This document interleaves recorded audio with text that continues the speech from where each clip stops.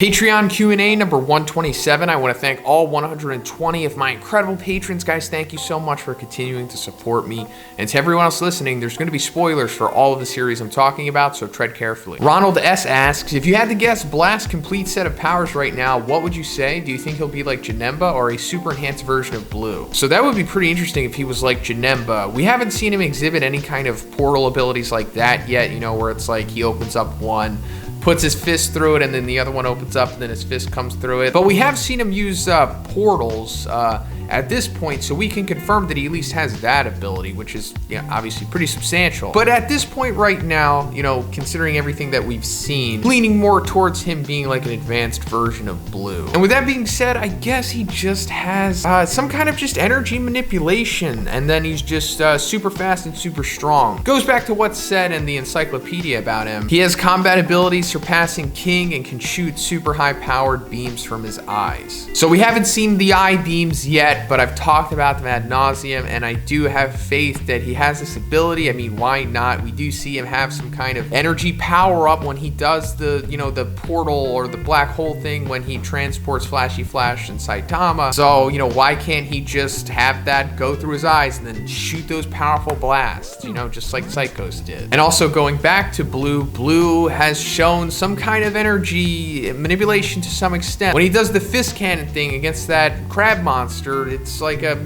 energy blast coming off of his fist. And like I've been saying, you know, I guess Blast is probably the master of this skill set, so shooting it from his eyes isn't too far-fetched. Now, another thing that I thought that Blast might have had was like the ability to fly or something. And that still could be true, maybe, but we haven't seen Blue do that. Like, Blue needed like that jetpack thing to be able to fly. So either that means that Blast doesn't have the ability to fly, or Blue just hasn't unlocked that ability yet. I'm leaning more towards the former here, but I'm not taking that completely off the table. And then going back to the combat ability surpassing King, we've seen that he's pretty much way faster than Flashy Flash, I guess. And the way that he manipulates the cubes, I guess, proves that he's also ultra strong as well. So I guess that confirms that little portion there. Or what could be considered what Fubuki's hyperbole is, you know what I mean? But also, we haven't seen everything that Blue can do yet. Like his most significant fight against that eel dragon monster, we didn't see it, it just happened off panel. So I'm sure there's more to what Blue can do, which will give us more insight into what Blast can do. But for now, it just seems like Blast just has energy manipulation or this unnamed ability. He can make the portals and allegedly, you know, shoot lasers from his eyes or his appendages, and he's super fast and super strong and probably just as durable. Wolffire54 asked, I was wondering if Garou did decide to become a hero from the beginning, how do you think his personality would have changed? Could he be nicer, a happier guy, or would he have just been a very edgy, short-tempered hero like Bakugo? So I think if Garou did decide to become a hero straight from the get-go, more or less have the same kind of type of personality he has right now, I guess, right? Because not all heroes in the One Punch Man world are like good guys. So I think he would probably be the kind of like cocky, brash type of dude that he is, but he would just be more so focused on the side of saving people and not, you know, hunting heroes. So I guess the Bakugo analogy is kind of spot on, maybe. Yeah, I mean, he would kind of be like a Metal Bat-y type Bakugo-esque, something like that, but still, you know, a little Flashy Flash possibly mixed in there. But it would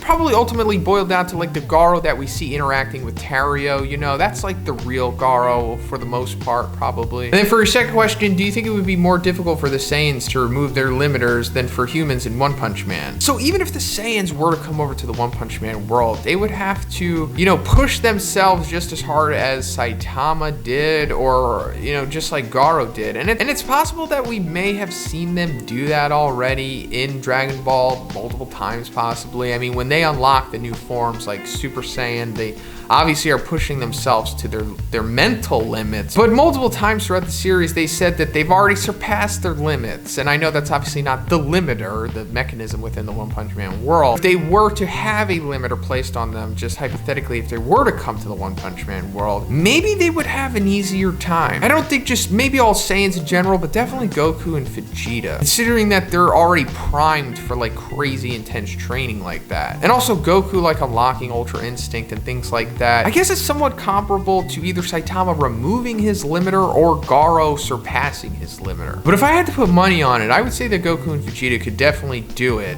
especially if they knew that it was possible. boxsteam asks, if someone were to write Zombie Man's first and last name in the Death Note, what do you think would happen? So really hard to say because we don't know what the Death Note's power is like in relation to other series, you know what I mean? It's only really dealt with humans in the Death Note world. So is it so strong that it could kill a superhero like Zombie Man? I mean, I'm sure there's some people that will say yes, and then there's some people that will say no. But me, I'm just gonna say, I don't know. But I'm leaning on the side of, I guess it would probably kill him because Zombie Man is more akin to like taking physical hits, you know, getting slashed up, getting blast. But if there's like some kind of supernatural ability that affects him, you know, like with the Death Note, the magic of it, or the afterlife powers, or the underworld powers, whatever it has, that is forcing him to die, I guess his regeneration and just his superpowers wouldn't allow him to overcome that to some extent. But again, it's like, I don't know. Daren asks, with the recent prisoner escapes in My Hero, do you think Hawks will run into his father, perhaps even recapture him? Hey, that's pretty interesting. I didn't even think about that. I guess it's very possible. Considering they just established Hawks' backstory, it's possible that they may have put that out there because this might be something that happens and this might further go into Hawks' character arc, possibly. Crusader deus vult asks, how long would it take for Saitama to beat all of the Titans at Attack on Titan? I mean, if he really wanted to, I guess he could just serious punch them all at once, right? I don't see them being able to survive that. And then once they're all gone, I mean, in theory, if there's no more threats in the world, I guess he would just chill. Second question, who wins between Snipe and Stain if they were 50 feet apart and they were 5 feet apart? So the 50 feet apart, I guess, you know, definitely Snipe would have the advantage there, but it ultimately comes down to how Stain would react to bullets or just projectiles in general, because that's what his quirk revolves around. In theory, Snipe could defeat him by, like, you know, sending the bullets into his, you know, arms and legs and whatnot. Also, Stain could, in theory, avoid this stuff or deflect it possibly. I don't think that's too unrealistic. Maybe it's like a coin flip when they're 50 feet apart, possibly, leaning towards Snipe more maybe. But 5 feet apart, that's Stain's world, and he would dominate him probably. Garrett M asks, if you had to choose any power in anime, for example, Devil Fruit Hockey, Curse Technique, Monstrification Ninjutsu, Saiyan Level, Fairy Tail Magic, Black Clover Holification, what would you pick? I would pick One for All for sure. That's like the moveset and power that I like the most out of all of like the popular battle manga abilities. You know, just super fast, super strong, durable, agile. I just think that's really cool, and I would like to make the most use out of that one. And also the vestige stuff that's built into it is just, you know, complete hacks. So that would be cool to have as well. Second question, who do you think could beat Hydrated Meteoric Burst Beefcake in 4th gear with his Beyblade besides Saitama? It's a tough one. I think Tatsumaki could probably take somebody like that. Depends on if he's splitting the Red Sea or not at that moment. And then I guess Blast could probably take him too, you know, like if he just showed up and then warped his head off. Little Ferrari asks, who do you got winning in a fight between Ultra Instinct Goku and Beerus? Well, this is the $1 million question, isn't it? And I think they're not showing us this in the series for a reason. So I think that most people's minds probably go to Ultra Instinct Goku winning, but I'm not so sure. I'm thinking that maybe Beerus might still be able to pull this one out, simply because I don't think they want the story to be at a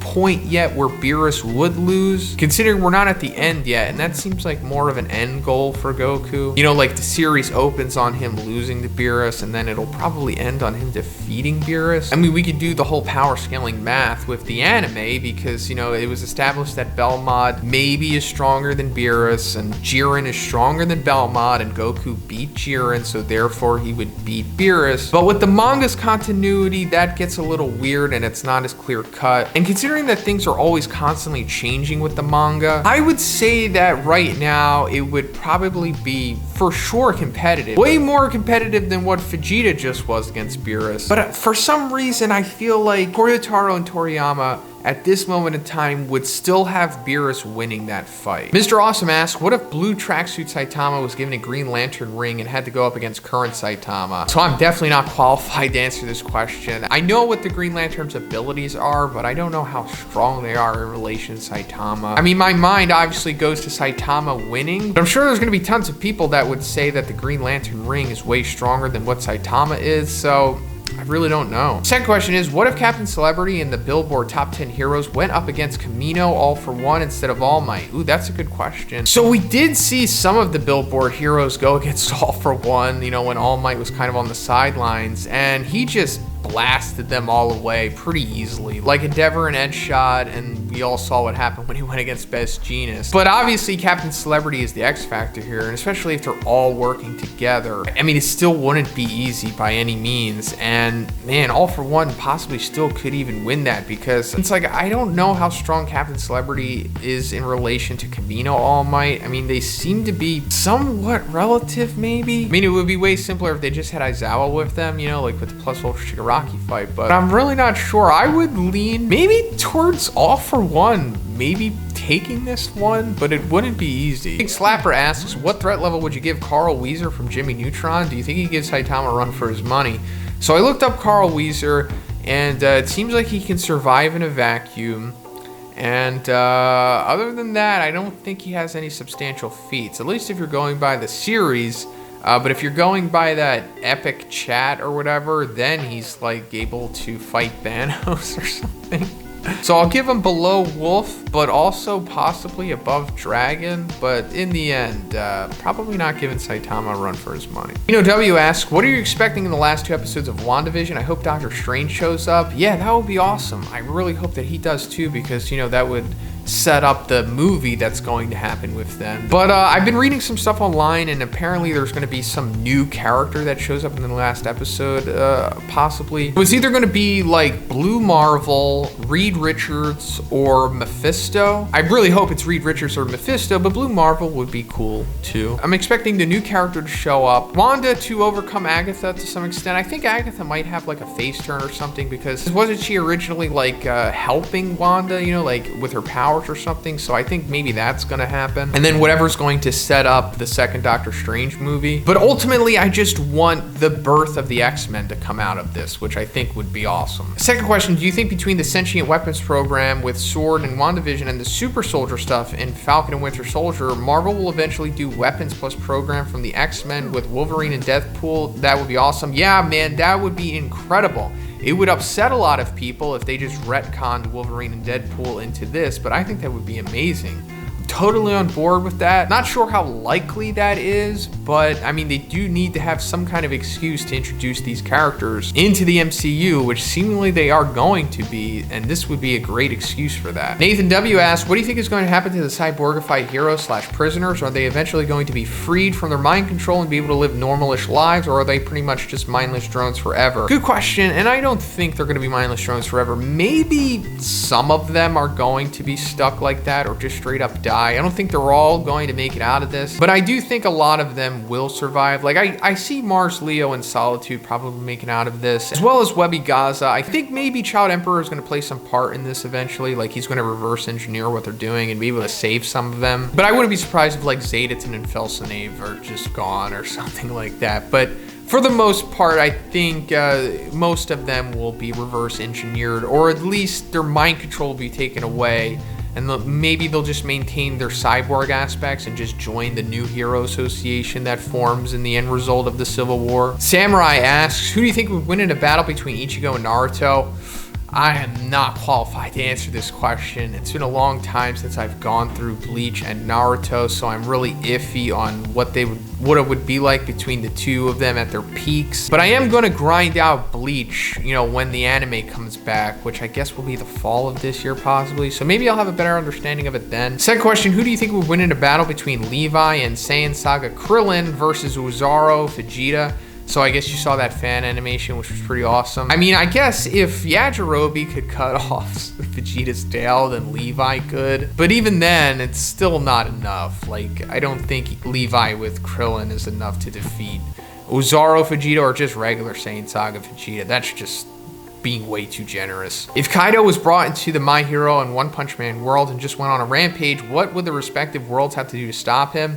So One Punch Man would be simpler. Somebody like Tatsumaki, I think, could easily take care of Kaido, in my opinion. So they would just send her to that threat. My Hero, it would be a lot more difficult. You would definitely need the top 10 Billboard heroes. So people like that to eventually take him down, which I think they could. It would be really high diff, but all of them working together, you know, with a bunch of other support heroes and whatnot, I think they could get the job done. Do you think it would be possible to kill a Logia user via disintegration? Yeah, absolutely. Like if Goku shot a Kamehameha like, you know, Crocodile or Eneru or Akainu, they would probably die. I mean, just because you're a Logia user doesn't mean you're invulnerable. You still are the element that you become. So if they're like sand, fire, or lightning, that could in theory just be destroyed by the Kamehameha, right? I don't see why not. And lastly, have you seen K-On? I don't know if you're into slice of life kind of shows, but it's a good show if you haven't seen it. I haven't seen it. I didn't even know what this was, but I looked it up on Google and looks like I wouldn't enjoy it. Definitely not into that stuff, but to each their own. Sean H asks, what did you think of today's WandaVision episode? Can't wait to see the full extent of Monica and Agnes's powers are. I absolutely loved it. WandaVision is like my new show. I get super excited every Friday just to be able to watch the new episode because it's so intriguing right now. It seems like if Monica is going to be based off of her comic counterpart, which I guess she is, she's going to have some kind of like light powers or something like that. And then Agnes, it seems like they're just building her up to be the counterpart of Wanda, right? Which doesn't make sense considering how Wanda's powers came to be. So I'm curious to see how they're going to explain how Agnes got her powers. I mean, within the MCU, of course, not going off of the comic logic. But that's pretty much it for the video today, guys. Once again, I want to thank all 120 of my incredible patrons, guys. Thank you so much for continuing to support me. And if you would like to be in next week's Q&A, simply check out the Patreon. The link is in the description. The $5 tier will give you access to this video. And if you haven't already, please subscribe as well. Have a great day, and I'll see you in the next one.